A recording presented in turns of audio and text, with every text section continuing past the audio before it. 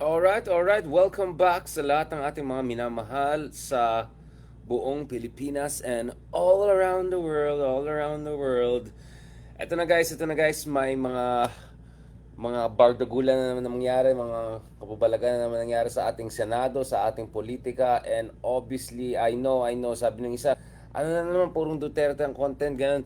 Unfortunately guys, while the Dutertes are here, talagang hindi tayo mawawala ng unfortunate content because talagang wala destabilizer talaga at pasaway talaga. And as I said, as a country, I don't think we can move on guys unless talaga we deal with the impunity, talagang on steroids level of culture na dinala ng mga Duterte sa national level politics, 'di ba? 'Yun ang talagang dapat natin tignan. Now, none of this of course should make us blind or madistract dapat tayo sa mga kababalagan ng ginagawa ng mga traditional politicians.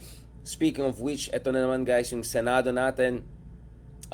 Yung mga Senado natin guys, ayan na naman sila. May horror talaga yung Senado natin. Mukhang talagang there is a concerted effort guys to talagang to nip this. Well, hindi na siya in the bud kasi medyo nag-blossom na. So nip this halfway into the blossoming of the Sara impeachment trial. Mukhang all-in na talaga ang Sara Duterte team. Imagine mo, ganyan sila kabudol. They went from I want bloodbath to ngayon, ay, pa-dismiss na natin yan, ayaw na natin, di ba? So, clearly, guys, something is going on. Clearly, siguro natatakot talaga sila, nalalabas ang katotohanan. So, ngayon, kung ano nung ginagawa nila to basically prevent from trial from even convening. And dito, we cannot blame the Dutertes. We have to blame yung mga trapos. Well, given na yung mga Batorni and the whole, DDS clown show senators, talagang wala silang choice Kumbaga, alam mo na, 'di ba? But yung mga ibang senadors, 'di ba? They have to know better, guys. They have to know better. And unfortunately, they don't because all they care about, guys, is their own interest, right? Or all they care about is yung kanilang, well, kung sino mga patron nila politically or who have helped them, in some cases who helped them to get out of jail. Yung mga iba convicted pa nga, hindi pa rin nakukulong. Yung iba nga nakulong dati, pinalaya pa. So yung iba siguro utang na loob naman ang situation dito. So anyway, I think we're quite consistent about this, that when we talk about the Duterte, that doesn't mean that we have to forget about dun sa kalokohan ng ibang mga politiko and traditional politicians. What we're saying here is that may levels kasi dito may levels of threat. And when it comes to the Dutertes talaga, they're consistently really a source of eyesore talaga sila, to be honest about it. Now, having said that, as we speak, there's a very concerted effort, guys, to target itong mga Wonder Women natin, whether it's Senator Riza Ontiveros, inaccuse siya as tanim witness. Kanina nakita ko yung mga trolls na naman na activated kung ano nung pinopost nila. And of course, si Senator, well, you never know. But si Attorney Christina Conti naman, tanim biktima naman. I mean, ganyan guys. So they went from tanim bala, right? Basically from tanim bala, nanlaban, garapalan. Now naman, they accuse people or they gaslight people who have exposed them as, or exposed their allies in the case of Kibuloy as tanim biktima, tanim witness, or yung mga nagbubuking sa kanilang mga kababalagan na ginawa sa drug war, kunyaring drug war, budol na drug war, tanim biktima naman. I mean, ibang klase talaga, walang iya talaga yung mga ibang trolls talaga and all of that. But having said that, the picture is not entirely depressing, or nor is it a kind of fatalistic, or nor should we be fatalistic, because there's a high possibility, guys, na actually baka ma-reject come next week yung interim release request ng Team Duterte, precisely because they were a bit too excited to pop up the champagne even before really getting things done and dusted. Or worse, they projected na done and dusted itong interim release na to. Tatay Digong is on the way out. I don't know, Portugal, Spain, whatever.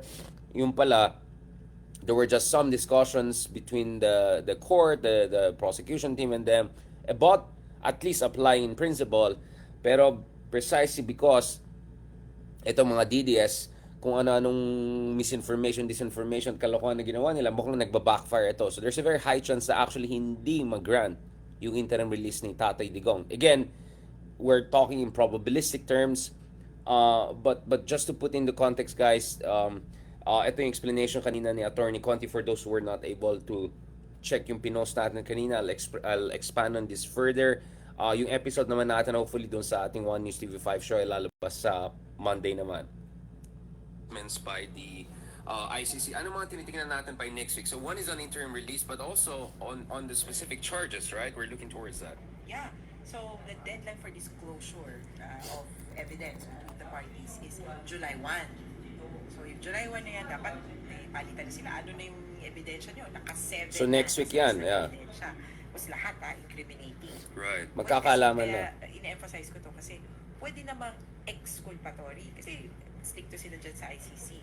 Yung exculpatory evidence, kung sakaling may na-interview sila, tapos sinabi ng witness, alam nyo, hindi naman niya ginawa yan. Right. For example, they have to disclose that to the defense. There has been no such submission. So, I think they're well on their way. July 1st, they will hit the target. And then on July 4th, they will release the so-called document containing the charges. Ito na yung alam natin dito, information or sakdal or charge sheet. Kaya interesting because for many, when the charges against Duterte in the warrant of arrest were put out, they were worried and wondering, why does it only cover killings? When you say natokhang ako, sometimes it could also mean you were arrested. Nag-survive. 5 years, etc. Natokhang ako because it was part of the quote-unquote war on drugs. May ibang nasona, na nabugbog, na torture. So sabi, di ba ako biktima? So, interesting for lawyers, I guess, pero... And the defense thing to prepare for the big thing, yeah. But then for the victims, ito yung sabi nga namin, there will be a lot of heartbreak. Kasi, dit na yung pangalan when you say victim of the case, right, namatay ang anak, or namatayan ka, pero nangyari 2020, hindi kasama sa case. Alright. Kaya yung term na victim of the case will have a deeper, or will have that nuance. More specific. Yeah. By next week or July 4th, without, of course, discounting the fact that you still are victims of Duterte. That's a whole entire universe. Right. And in terms of the interim release, so it looks like there was a very strong pushback dun sa prosecution team kasi mukhang na-twist talaga yung, I don't know, pro forma offer nila or some sort of interim release. So it looks like things may have backfired because the defense team jumped the gun, to put it mildly. Yun nga, masyadong excited. But lied about it. Yun. Right. Maybe, yan kasi budol lang budol eh. Say, we were just not very particular about it. But, I mean, for them to say, oh, the prosecution has confirmed it's Done and not dusted opposition. Na. Oo. Parang arreglado na. But Correct. then now they say, no, actually, yan kasi. we had discussions, but no agreements. So, if I were the defense, I would be so cautious right now as to what I will say. Yan because, kasi. I mean, this kind of quote-unquote disinformation would not fly in front of the ICC. Could backfire even. And definitely, it has backfired already because now, yan kasi. if there were talks initially, I Nagnaninang don't nga ito see how they could proceed any further DDS na. nga. Baka pag nag-usap na naman tayo, I-twist nila yan. oo, babaliktarin nyo na naman ako. Ayaw na ganyan, huwag na. Baka, in Ayun fact, tuloy. at this point, there could be no talks at all for interim release. Patay. Even to this particular country that the prosecutor has recommended.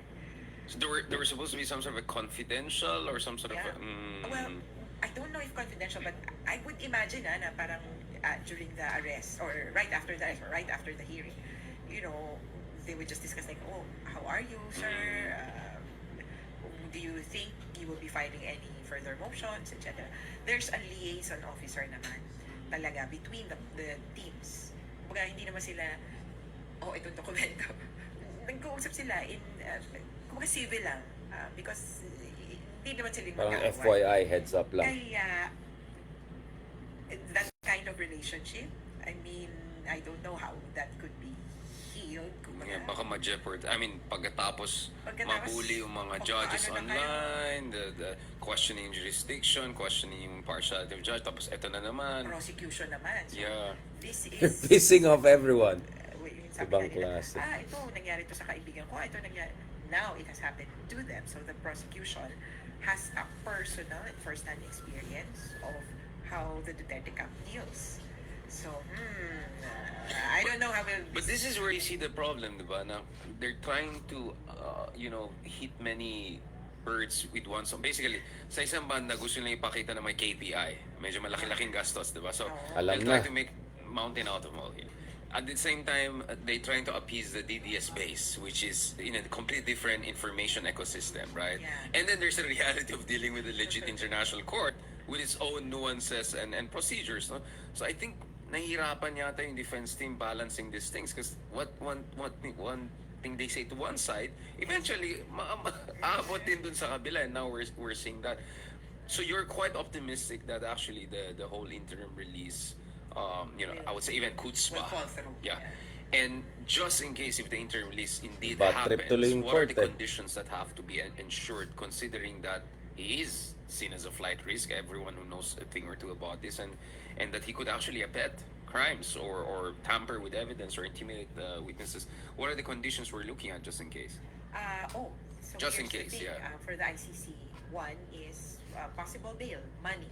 Right. Kasi put up some form of money, surety na parang siguraduhin babalik ka. Regular appearances at the court, not only at the time of the hearing. So, magpapakita ka or maglalagin ka, mag-check-in ka. Similar conditions in the detention facility as regards access.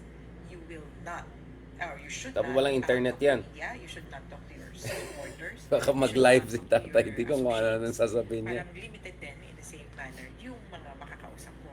Hindi yung makapaglabas niya, friends, usap tayo. And Yeah. to limit Correct. yung parang that he will commit crimes, yung layo. Dapat malayo siya talaga. Both physically, virtually, doon sa community na Dahil niya i-target. Na oh. nabiktima niya, Na allegedly. nabiktima niya. And then yung community, kumbaga, perhaps ito din yung perpetrators. Right, co-perpetrators. So, when I say virtual distance, it could also talk about limitations to whom he can Communications, call. yeah. Whom he could call. And right now, he has no access to the internet. That could also be put in place as a condition. And for me, that's, I would recommend that on the part of the victims. Yeah, because if he has internet or he has access to all these... Baka may sasabihin na naman. Oo. Yeah. Yun naman yung, kumbaga, yung lakas niya, di ba? Whatever Duterte says, Yun nga. you have to do. Duterte gets, parang ganon. Kaya, it's dangerous. And this was also pointed protection, out. right? Security protection. I mean, things could go in wrong ways in many ways, right? Either matarget siya ng other co-perpetrators or yung mga supporters na might get a bit overzealous, right? Yeah, so... And even, yung iniisip namin kung, kunyari, itong si Duterte na palaya, it's not just supporters, no? Parang it's a whole motley of people na sumikat. Mga hechicera. Mga hechicera. Tapos yung, Yeah. Mga fam na vloggers nakikiara. sa yun. O kaya, Oo. I forgot this. Yung bumaril kay Pope John Paul II. Oh, right. Or the second? Or was it, I No, forgot no, which the, Pope. the first died under suspicious. Mahabang. Siya, The second one was. Yung nag-survive siya. Yeah. Parang this person. Was it had the Turkish no guy or person- something like that? Turkish Yeah, guy yeah. na he had no personal hate. From what I remember, Lone Wolf. lone wolf. There was no personal hate. Parang, bakit? Yeah, Ganon. exactly. Could also be Crazies, that, yeah. no? Crazies who are looking for attention, looking for infamy. Yeah. So, given that Duterte now has captured the imaginations of the international community again because of the massive support groups that are showing up, kaya I guess you never know. This was pointed out by the OPC. Yun nga eh. Yun yung communications ng He's ICC. Yeah, exactly. I mean, he's a one-man troll farm, to put it mildly. And pinaka last one, and again, I keep on coming back to the most important point. The victims' families. How do you make sure that we can mitigate itong Ito yung importante yan guys, kasi yung line of attack ng mga DDS is tanim biktima, ina-attack yung mga biktima, binabastos yung mga biktima, nanay ng biktima, na-meet ko yung isang nanay ng isang biktima, na-meet ko rin yung kapatid ng isang biktima. Yung iba nga kahit nasa abroad sila, natakot sila kasi grabe yung bullying eh. So, dito talaga mahalaga guys, makita natin kung my participation or my support sa galing sa mga ibang institution, including of course yung PNP at saka yung mga ibang institution na pwede mag-provide ng witness protection ng mga others. Pag-usapan natin more yan because kanina lang si Justice Secretary Remulla had an announcement about cooperation with the ICC, especially in terms of the witnesses, no? So I just want you guys to listen shortly kay Attorney Conti because she represents the victims' families. And then we'll go also dun sa update natin pagdating sa cooperation on the part of our government with the ICC. Literally victim blaming nangyari at saka mga victim Olympics na ginagawa ng kabila. Kawawa naman si Tatay Digong, kawawa naman yung mga Mayat na nanay sa- na biktima ng mga adik, yung mga ganon. Although yung iba questionable talaga kung totoo talaga yung mga kwento nila eh. Well, physical safety, which is why Right. we've rarely exposed victims now in their, dati pinapupunta pa ng bahay eh. Right. Ngayon, parang wala na. When you meet the victims, they either go to the studio or go to a certain location. Yeah, I can disclose that. Because before, the work that we do it in the communities. We have weekend sessions in their Right. particular communities kasi mas malapit sa kanila. Now, it has almost become impossible because it will expose them and their community to risks. Oh, may nag-meeting na naman. Ano. So, physical security is very important. Right. But then also, yung online security. Some of the victims say that we cannot let them win by hiding behind Right. the curtains. Intimidating us into Yan silence. yung parang, ay, Yeah. nanalo na sila. So, Correct. some of them say, no, we, all the more do we have to go forward. Oh, mag-FB live yan si And Tatay in front of the Digong, camera. Meta Alive. So, Kung para sabing buhay pa siya. online trolling naman, yun naman Yun. what we also have to condemn. One-man And I'm troll happy farm. There are many vloggers, many netizens na kumukontra sa mga troll. Tapos ang gagaling. Ang gagaling, Taba mga ng bata lang. utak. Yeah, matabang utak. Ang taba ng utak na, sabi mo ganito, ganyan. Tapos, aside from that, ang magaling mag-research. Correct. May picture na nung you have a nameless DDS vlogger or account, and then mamaya, hi, di ba ang pangalan mo ay ito? Expose May na. picture. May resibo, yeah. May picture ng taong yun. Pangit ka, mas pangit ka. Yeah. That's it. Malura. It's funny, That's it, but bar at the the same goods. time, enlightening because Yeah, it's a fight that has if to be fought. if you have enemies like this, you go down to their level, Right. or do you, kumbaga, keep the conversation, 100%. kumbaga, on a different plane. Pero, I guess, do everything that you can. Well, when they go low, we go lower, then we go high. That's my philosophy. But again, the PNP is also part of this issue. I mean, in terms of reprisals from potential officials who could get implicated, what can the PNP leadership provide, especially with now General Torre signaling that there's going to be a new era of cooperation, of direct coordination and respect for the CHR, for instance, Commission on Human Rights. Actually, now that you've mentioned it, yesterday, the Secretary Remulla, DOJ, Right. said that they're willing to provide support to ICC Yun. witnesses. Exactly. So, we have I mean, to fight security against and that. access and all, yeah. That was one of our major factors Right. because, to be frank, when you look at the ICC's protection program, it's not as advanced as Yeah. I mean we had hoped it would be, and they mostly prioritize in country if ever Yeah. relocation. Ang priority pa nga nila noon, actually dapat may reparations or you repair the harm and then the victims can still continue to live where they are. Dapat ganon na Yeah. because we've healed Right. wherever we are. Wala yung you transplant that and then that's additional pain.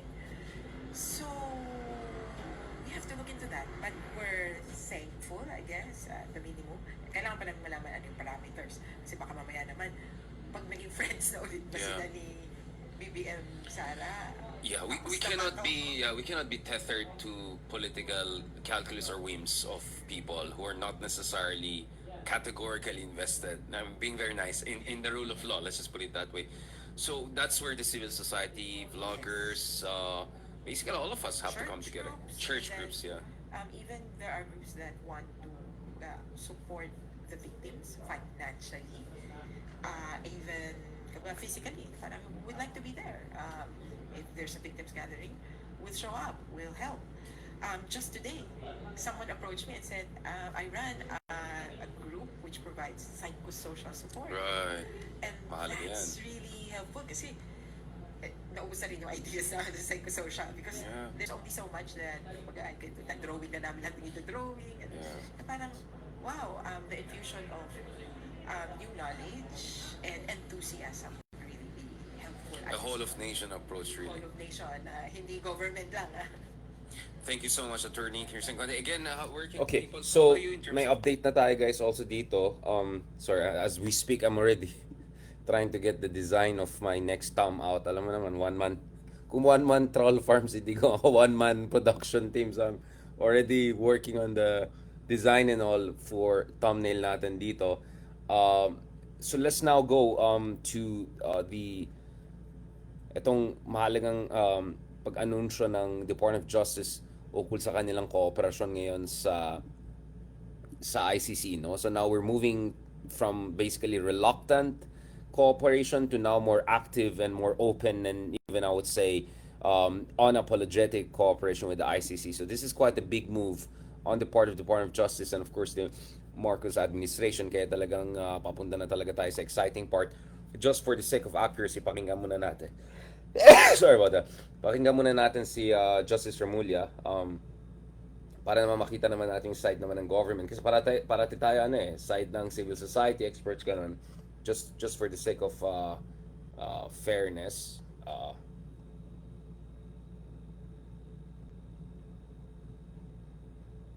and then I'll contextualize it again and show why this is important, although there's so much more that we have to do.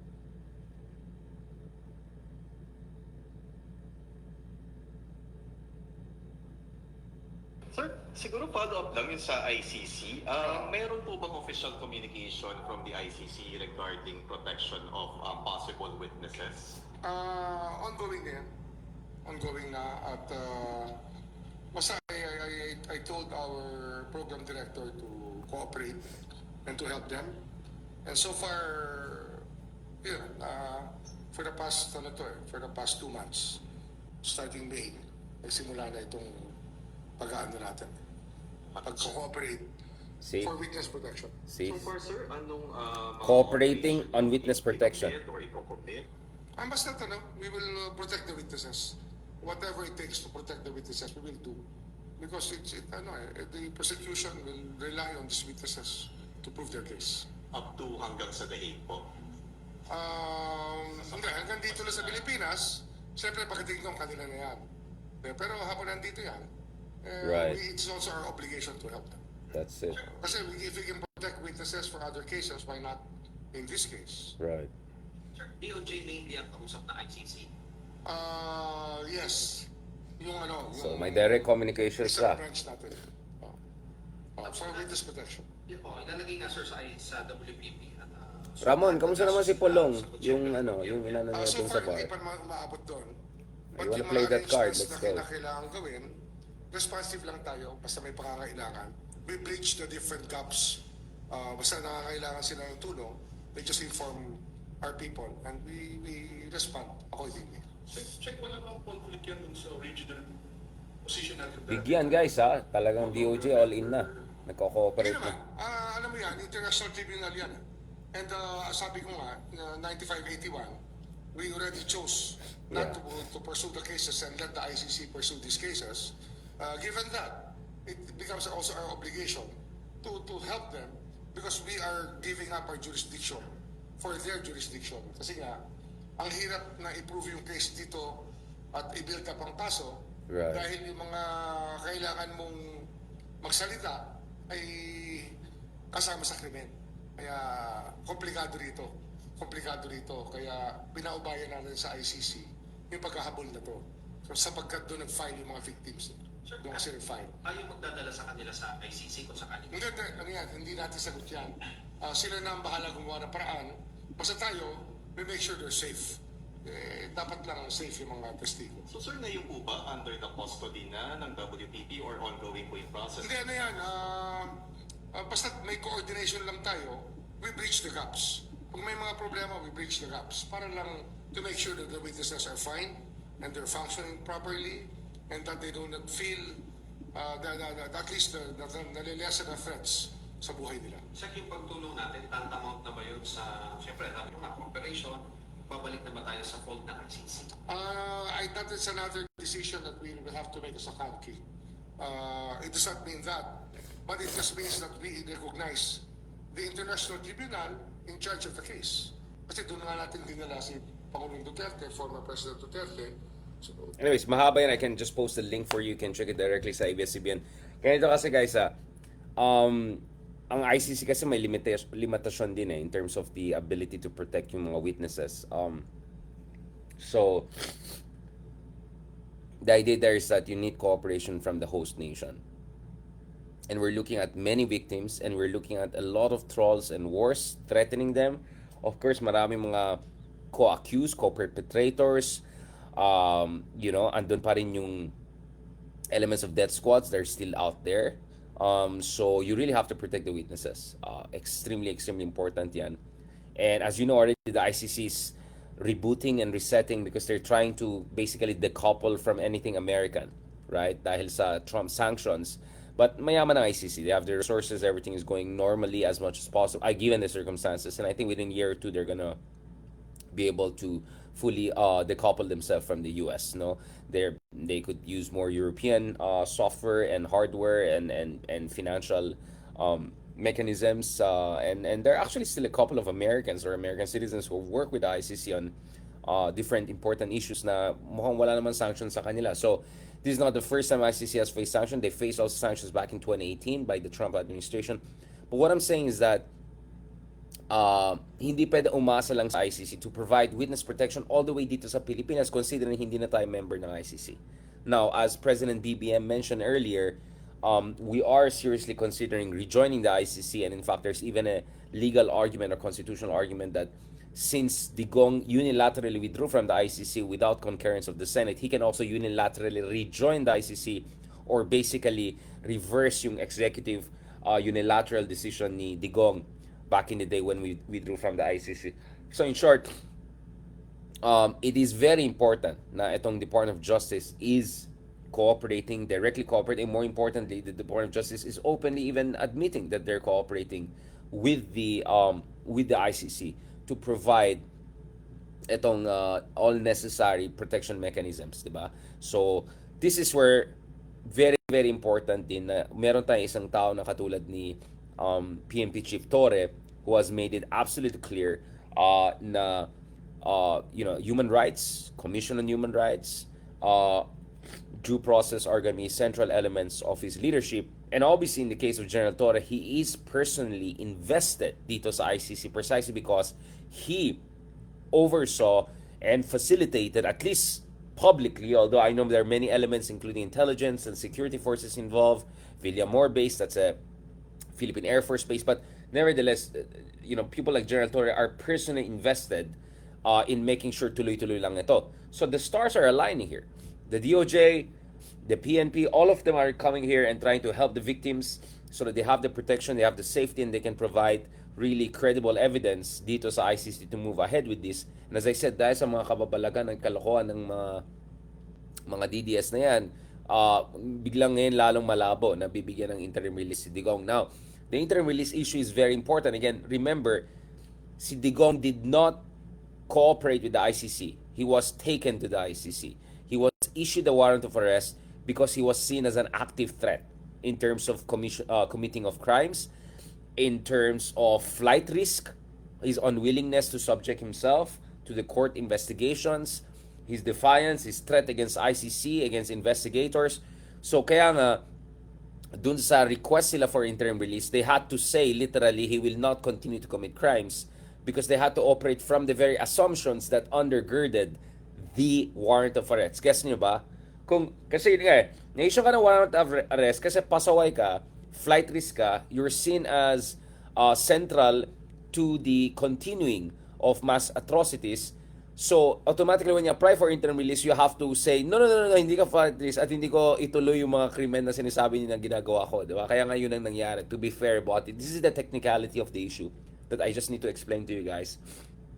Now, as I said, magkakaalaman na next week. By July 4, we'll have an idea ano ba talagang specific charges and ano yung mga specific even individuals perhaps who are going to be cited as victims of extrajudicial killings and also as a basis to establish yung pattern of mass atrocities under Duterte's drug war, allegations of mass atrocities, all right? So that's something that is very, very important. That's something that is very important. Now, in the meantime, nakita din natin si Senator Riza Ontiveros has also been fighting back strongly. Again, ito yung sinasabi ko guys Honestly, swerte tayo because we're not against medyo neng-neng tong mga to. I mean, they're not really that bright or talagang dinadaan lang nila sa bardagulan, sa kabastusan, sa troll farm, etc. So kaya nga rule dyan, you fight back. Ang rule dyan, you fight back. You don't give in. Alright? You fight back. You don't give in. And go lang kayo. And so now it's important that now we have no less than Senator Rizon Tiveros coming out and saying that tuloy-tuloy lang yung kanilang efforts to hold Kibuloy accountable and also push back. Remember, taning biktima ang accusation kay Senator Conti.